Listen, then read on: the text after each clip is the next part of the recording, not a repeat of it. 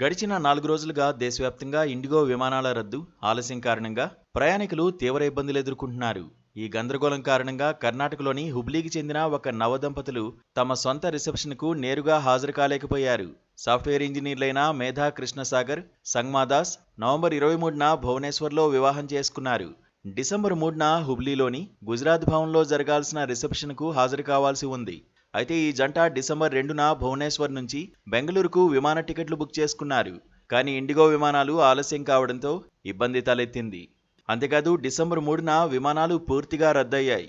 దీంతో హుబ్లీ రిసెప్షన్ వేదిక వద్దకు అతిథులు చేరుకున్నప్పటికీ నూతన వధూవరులు భువనేశ్వర్ నుంచి వీడియో కాన్ఫరెన్స్ ద్వారా వర్చువల్గా ఈ వేడుకలో పాల్గొనక తప్పలేదు.